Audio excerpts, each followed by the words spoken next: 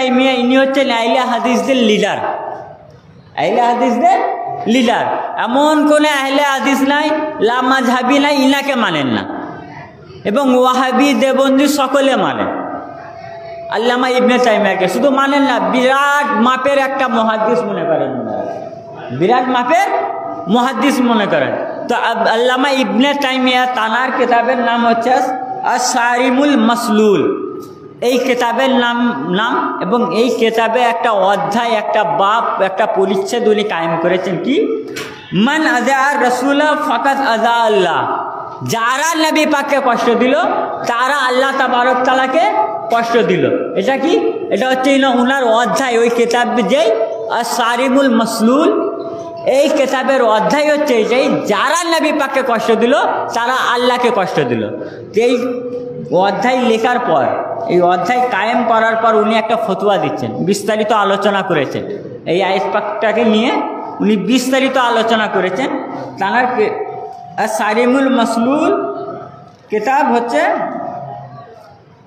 লিখছেন ইন্নাহু কারানা আল্লাহু বিআযাহু লামা কামা কারানা তাআতু বিতাআতিহি, যে নিশ্চয় নবী পাক তানাকে কষ্ট দেবা, নিশ্চয় আল্লাহ নবী পাকের কষ্টকে নিজের কষ্টের সাথে এমনভাবে মিলিয়েছেন যেমনভাবে আপনার ইতাত কারানা মানে মিলানো। তো নিন্নাউ কারানা যাও তানার নবী পাকের জমির, এটা জমির, তো জমির কার দিকে যাচ্ছে? নবী পাকের দিকে। তো বলছেন যারা নবী পাককে কষ্ট দিল, নবী পাককে কষ্ট দেওয়াটা আল্লাহ তাবারক এমনভাবে নিজের জাত পাকের সাথে মানসুব করেছেন, বলতে কামা কারানা তাআতু বিতাআতি, যেমন নবী পাকের ইতাআত করা, নবী পাকের আনুগত্য করা, আল্লাহ তাবারক তাআলার আনুগত্য করা। এবং ফামান আযাহু সাল্লাল্লাহু আলাইহি ওয়াসাল্লাম ফাকাত আযা আল্লাহ তাআলা, যে নবী পাককে কষ্ট দিল, যারা নবী পাককে কষ্ট দিল, বরং তারা আল্লাহ তাবারক তাআলাকেই কষ্ট দিল। উনি এটা ওই কায়েমটা, পরিচ্ছেদটা কায়েম করার পর এই লিখছেন। তারপরে ওয়াকাদ জা যালিকা মানসুসান আনহু ওয়া মান আযা লাহু ফাহুয়া কাফিরুন। আল্লামা ইবনে তাইমিয়া বলছেন এটা মানসুস, এটা হাকিকাত, এটা নাস, কুরআন ও হাদিস থেকে সাবিত, কুরআন হাদিস থেকে এটা প্রমাণ যে যারা আল্লাহ তাবারক তাআলাকে কষ্ট দিল, যারা আল্লাহ তাবারক তাআলাকে কষ্ট দিল তারা কি? কাফের। ফাহুয়া কাফিরুন, তারা হচ্ছে কাফের। তারপরে উনি আবার লিখছেন 86 থেকে 87 পেজের মধ্যে, সারিমুল মাসলুল কিতাবের মধ্যে। তারপরে উনি লিখছেন ওয়া আন্না জিহাতা হুরমাতিল্লাহি তাআলা ওয়া রাসূলিহি জিহাতা ওয়াহিদাতুন, যে বলছেন আল্লাহর ইজ্জত, আল্লাহর হুরমত, রসুল পাকের ইজ্জত এবং রসুল পাকের হুরমত এক, কোনো দ্বিতীয় নেই। যে আল্লাহর ইজ্জত, আল্লাহর সম্মান, আল্লাহর হুরমত আলাদা এবং রসুল পাকের ইজ্জত, রসুল পাকের হুরমত আলাদা, তাই নয়। আল্লামা ইবনে তাইমিয়া বলছেন আল্লাহ এবং রসুলের, আল্লাহর যেমন ইজ্জত রসুল পাকেরও তেমন ইজ্জত, আল্লাহর যেমন হুরমত রসুল পাকেরই তেমন হুরমত। কিন্তু আজ দেখেন আহলে হাদিসরা কি করছে? নবী পাক এবং আল্লাহকে আলাদা করতে চাইছে, নবী পাক এবং আল্লাহকে আলাদা করতে চাইছে। যে ইয়া রাসূলুল্লাহ বলা যাবে না, আল্লাহ রাসূল, ইয়া রাসূলুল্লাহ বলা যাবে না। কেন? আল্লাহ এক হয়ে যাচ্ছে, এক আছে, আল্লাহর সাথে মিশে আছে।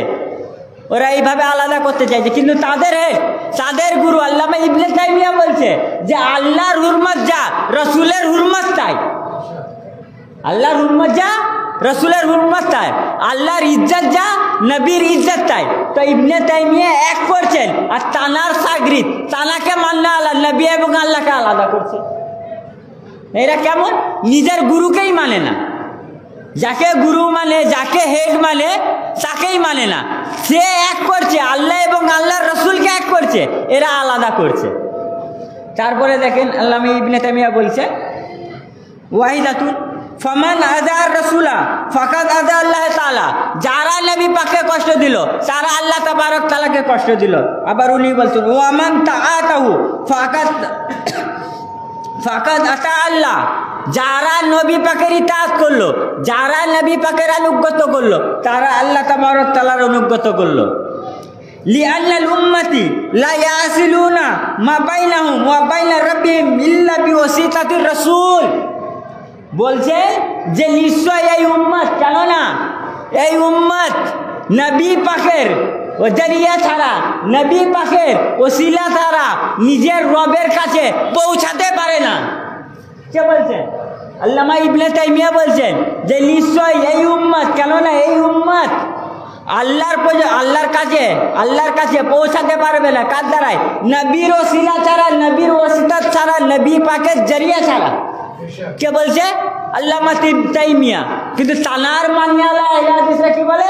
নবী পাকের ওসিলা নেওয়া যাবে না, আল্লাহর ওলিদের ওসিলা নেওয়া যাবে না। কিন্তু আল্লামা ইবনে তাইমিয়া বলছেন যে আল্লাহর রসুলের ওসিলা ছাড়া এই বান্দা, এই উম্মত আল্লাহ পর্যন্ত পৌঁছাতেই পারবে না। আল্লাহ পর্যন্ত পৌঁছাতে গেলে এই নবী পাকের ওসিলা দরকার, নবী পাকের জরিয়া দরকার। নবী পাকের কাছে গেলেই নবী পাকের ওসিলাই আল্লাহর কাছ পর্যন্ত পৌঁছাতে পারবে। এটা আল্লামা ইবনে তাইমিয়ার ফতোয়া। তারপরে দেখেন